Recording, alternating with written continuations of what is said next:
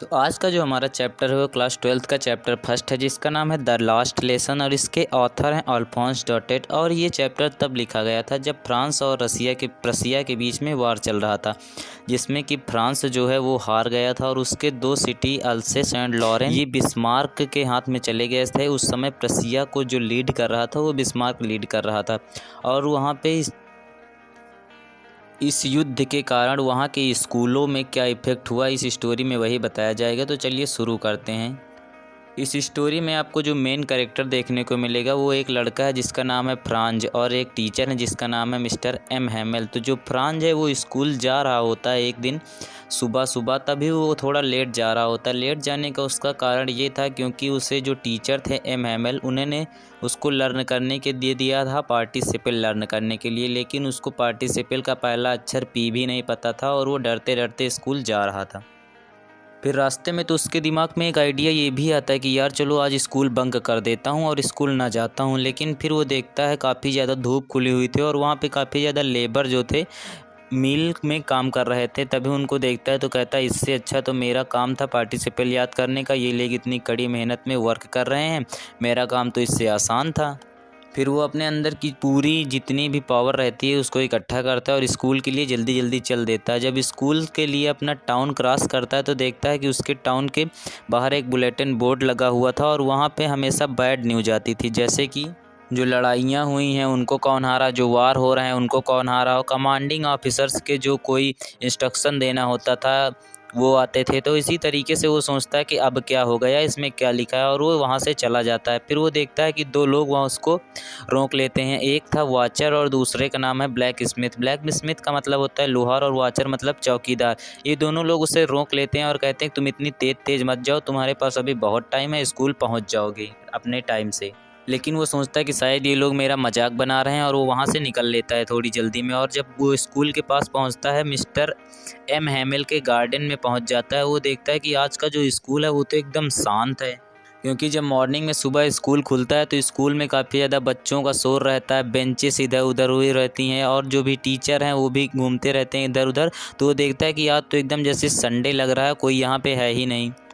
लेकिन फिर वो एक विंडो से देखता है कि उसके जो क्लास के बच्चे हैं वो तो इकट्ठे बैठे हुए हैं और फिर वो सोचता है कि अब मुझे इस तरह से जाना पड़ेगा क्योंकि सब बच्चे बैठे हैं, मुझे अब क्लास का डोर को ओपन करना पड़ेगा और स्कूल क्लास के अंदर जाना पड़ेगा, बैठना पड़ेगा। उसके लिए वो बहुत ज़्यादा गिल्टी फील करता है और कहता है कि आप लोग सोच सकते हैं कि वो कैसी सिचुएशन रही होगी मेरे लिए। फिर क्या हुआ, वो जाता है क्लास के लिए, लेकिन वो जैसा सोचता है वैसा कुछ नहीं होता, क्योंकि उसके जो टीचर एम हैमेल हैं वो कहते हैं जाओ और अपनी सीट पे बैठ जाओ, बड़े आराम से कहते हैं, बहुत दया प्रकट करते हुए कहते हैं कि तुम आ गए अच्छा हुआ, नहीं तो हम तुम्हारे बिना ही ये चैप्टर शुरू करने वाले थे जो अब पढ़ाने वाले थे। और वो जाता है और अपनी सीट पे बैठ जाता है। फिर वो ये नोटिस करता है उसके जो टीचर हैं उन्होंने ग्रीन कोट पहना हुआ है और वो उन्होंने एक शर्ट पहना हुआ है लेकिन उसमें कढ़ाई हुई है, और उन्होंने एक ब्लैक सिल्क टोपी पहनी हुई है और वो ऐसा प्राइज डेज पर ही पहनते थे या कोई स्कूल में फंक्शन होता था तब पहनते थे। सबसे ज़्यादा उसको आश्चर्यचकित तब होता है जब वो देखता था हमेशा कि जो उसकी पीछे वाली सीट है वो खाली हुआ करती थी, लेकिन उस दिन पीछे वाली सीट्स पे गांव के काफ़ी लोग बैठे हुए थे, जैसे कि ओल्ड हॉसर, इसने अपने 3 कोने की टोपी लगा रखी थी, फार्मर मेयर बैठे थे, द फार्मर पोस्ट मास्टर, और भी काफ़ी ज़्यादा लोग वहाँ पे बैठे हुए थे। और ये सब देखकर वो आश्चर्यचकित रह गया। और फिर अचानक से जो मिस्टर एम हैमेल उसके टीचर हैं वो ये कहते हैं कि चलो अब ये अपना जो लास्ट लेसन है उसको स्टार्ट करते हैं और ये मेरा आप लोगों का लास्ट क्लास होगा, क्योंकि जो ऑर्डर आया है बर्लिन से, ऑर्डर आया है कि अब जो जर्मन के स्कूल हैं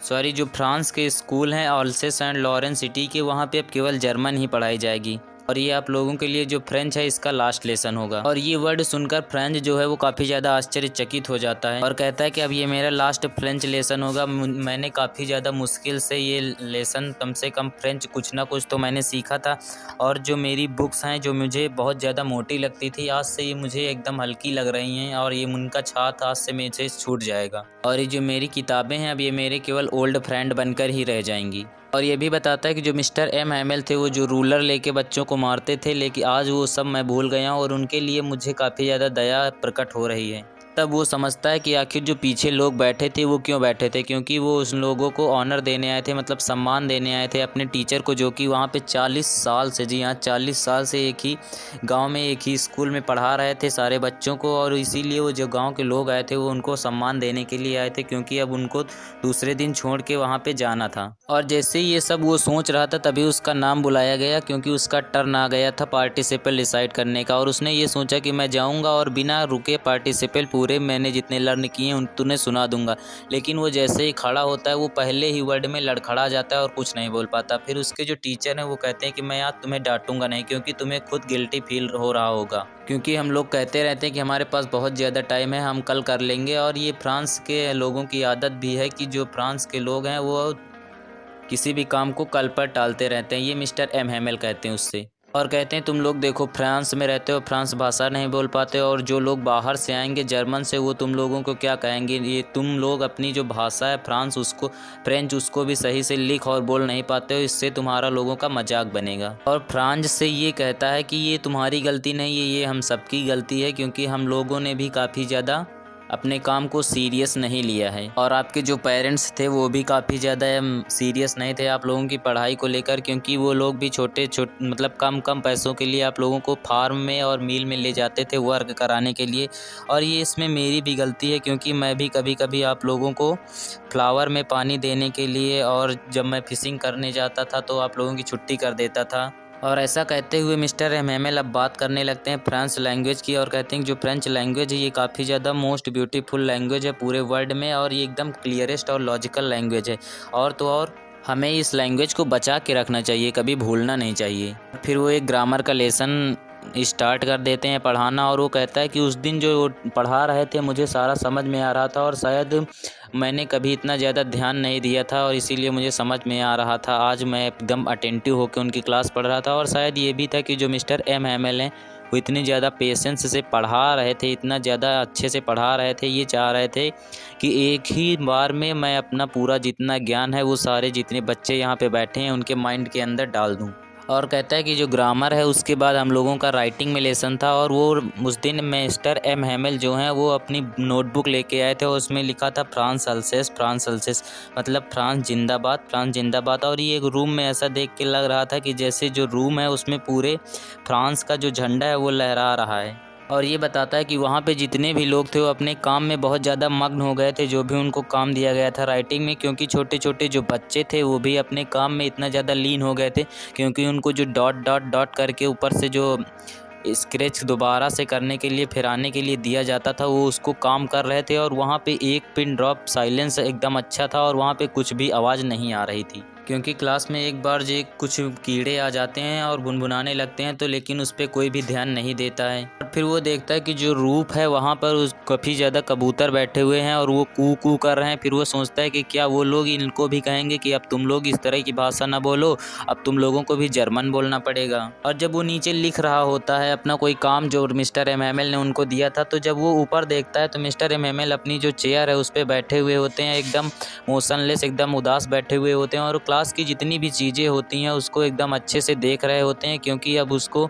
उन्हें छोड़कर जाना था और जितनी भी चीज़ें थी उसको अपने मन में बसा लेना चाहते थे। और जो क्लास की विंडो थी उससे उनका गार्डन दिख रहा था जिसको उन्होंने 40 सालों से बनाया था। उसमें काफ़ी ज़्यादा पेड़ लगाए थे, वॉलनट ट्री लगाया था जो कि काफ़ी ज़्यादा बड़ा हो गया था, और एक पेड़ लगाया था उन्होंने जो घूम घूम के ऊपर चढ़ता चला जाता है छत पर, उसको लगाया था उन्होंने, वो भी काफ़ी ज़्यादा विंडो के बगल से छत पर चला गया था। और ये सब देख कर वो काफ़ी ज़्यादा उदास हो रहे थे, क्योंकि और उनकी सिस्टर जो थी वो भी पैकिंग कर रही थी, क्योंकि उनको कल दूसरे दिन मतलब अपनी जो सिटी है फ्रांस उसको छोड़कर जाना था, क्योंकि अब उस टीचर रह नहीं गए थे वहाँ पे पढ़ाने के। और राइटिंग के बाद उन लोगों का जो चैप्टर था वो था हिस्ट्री में, और वो जो छोटे छोटे बच्चे थे वो भी पढ़ रहे थे बा बी बू बे बो, ऐसा वो आपकी बुक में लिखा हुआ है तभी मैं बोल रहा हूँ। और सारे चैप्टर होने के बाद जो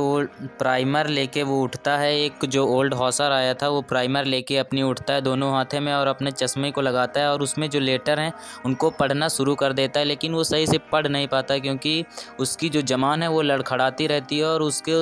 ऐसा सुन के काफ़ी ज़्यादा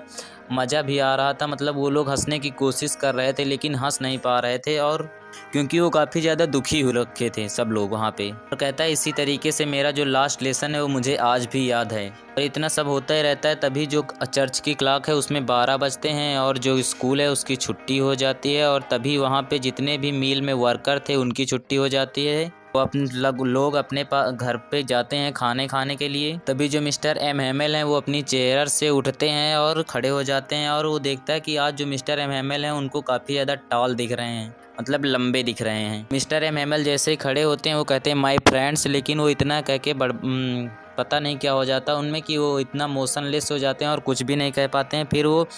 ब्लैक बोर्ड की तरफ मुड़ते हैं और एक चाक का टुकड़ा उठाते हैं और लिख देते हैं वाइवा ला फ्रांस, मतलब लॉन्ग लिव फ्रांस, फ्रांस जिंदाबाद। ऐसा करने के लिए बस वो स्टॉप हो जाते हैं और कुछ बोल नहीं पाते हैं। फिर अपने हाथ से इशारा करते हैं कि आप लोग जाओ, आप लोगों की छुट्टी हो गई है। और इसी तरीके से ये लास्ट लेसन उनका फिनिश हो जाता है और हमारा चैप्टर भी यहाँ पे फिनिश होता है। आप लोगों का